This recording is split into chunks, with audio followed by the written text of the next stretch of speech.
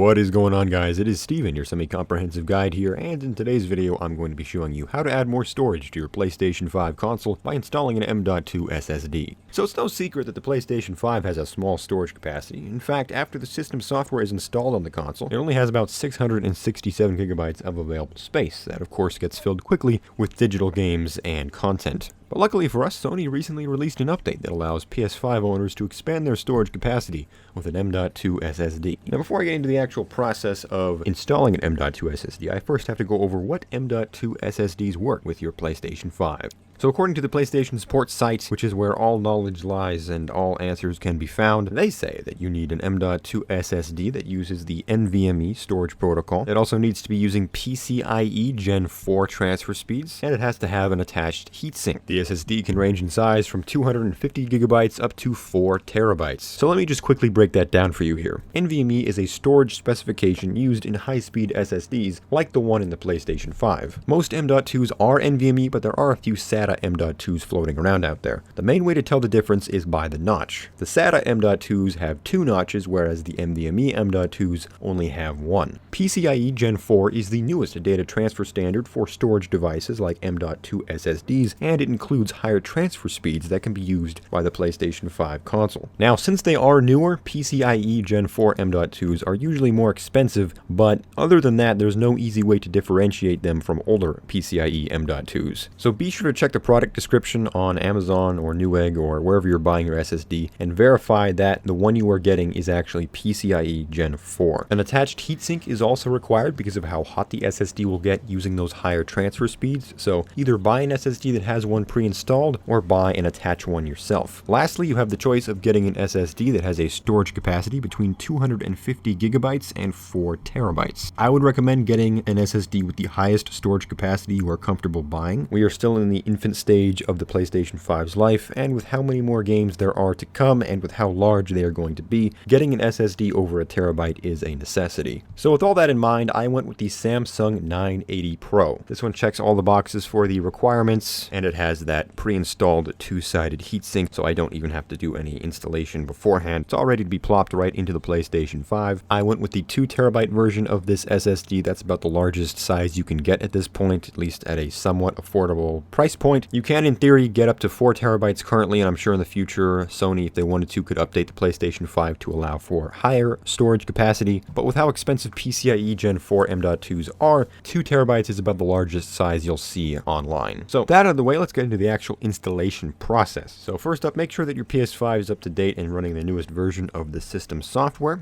Once you have verified your PlayStation 5 is up to date, power it down and unplug all the cables. Next, lay the PS5 down on its side with the back facing to you and the PlayStation 5 logo down, with the top of the console on the right side. I recommend putting it on a flat table or surface with some kind of cloth or pad down so the console won't get damaged. Also make sure you have a metal object nearby so you can discharge any static electricity throughout this process. It's very easy to build it up, especially if you have carpets and you're working in an environment where you're moving around a lot, and any small discharge of static in the PlayStation 5 could just totally brick it, and you would not have to worry about your storage at all because there would be no PS5 to even use it. So just touch a metal object every now and then. For me, it's going to be my metal computer case off to the side here, but you can use like a metal water bottle or some larger metal object to discharge any built-up static. So the first step in dismantling the PlayStation 5 is going to be taking off the base. If you have the PlayStation 5 in its laying position, it's really easy. You just lift up the PS5 and pull the base right off. If the PS5 is in its standing position like I have here, just unscrew the one screw on the bottom holding it in with a medium-sized flathead screwdriver and pull the base off. Now with the top of the console on your right, grab the lower right corner and the upper left corner of the outer cover and pull up. It might take a bit of force to pull it off the first time. This is actually my 3rd time pulling it off, so it came off pretty easily, but if you haven't done it before, it will require a little bit more force. When it comes off all the way, you'll hear a popping sound. Set the panel aside and you will now see some of the internals of the PlayStation 5 with the covered M.2 slot there at the top. As a side note, this is actually a good time to clean out the console if you have any dust buildup. If we move in here a little bit, you can see there's only one screw holding the cover cover on, and we can remove it using a medium-sized Phillips head screwdriver. The cover is just resting on top, and it's pretty easy to pry off with just your fingernail or a pry tool. So now moving in closer to the M.2 slot here, you'll see there are 5 screw holes that correspond to the different sizes of the M.2 SSDs we can buy, with the 5th hole there being filled with a riser bit and a screw. Take those out and put in your M.2 SSD part of the way to see which screw hole lines up with your SSD. Most M.2s, including this one, line up with the 4th hole here. Take out your SSD and put the riser into the screw hole that matched up with your SSD. Now put your SSD in with the little notch on the top side, angle it up and push it in. Make sure it's all the way in before placing it down and screwing it in. The screw should be going straight down, and make sure it's not too tight when you screw it in. With our M.2 installed, we can now reattach the SSD cover, once again with that single screw. Now to reattach the white outer cover, we basically repeat the same steps as before, but in reverse. Take the cover and position it so it's offset a little bit in the upper left corner, and then push down and slide it towards the lower right corner. You may have to try it a few times to actually get it in.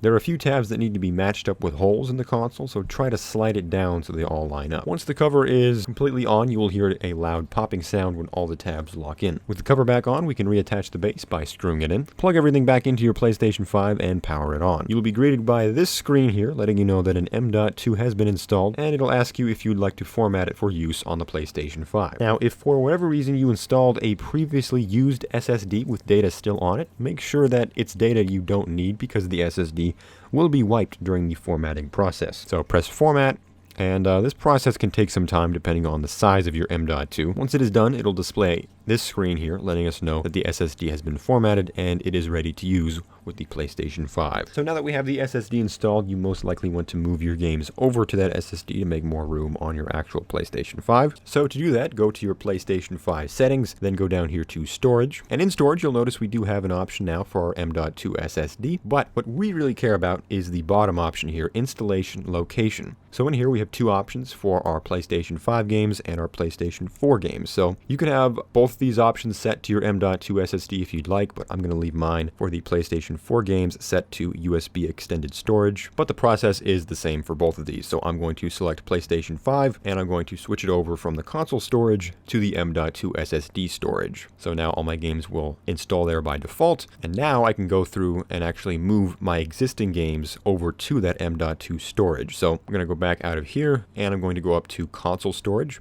And you may have noticed this on the formatting screen for the M.2 SSD, but we can only move games and applications over to our SSD. We cannot move any gameplay clips or screenshots or saved data. Only the actual games and applications can be moved to our SSD. So with that in mind, let's go in here to the option Games and Apps, and it'll show us a list of all of our installed games. So just select a game you want to move, and then choose Select Items to Move. Go through and just select all the games that you would like to transfer over to your M.2 SSD. Of course, make sure you have enough storage on your M.2. You can see there on the right, I have plenty of room in mine, so I'm going to select Move. And depending on how many games you're moving and how large they are, this process could take some time, so be patient with it. And once it is done, we can back out of here, go to our M.2 storage, and you'll see that all of those games have now been transferred over to our newly installed SSD. Now, what happens if your M.2 SSD fills up and you run out of room? Well, hopefully that never happens because you got an SSD large enough to hold all the games that you would like to install. But if for whatever reason you want to remove your M.2 SSD and put in a new one, there really is no easy way currently of going about this. You would actually have to buy a new M.2, format it with your console. You'd have to take the old one out, and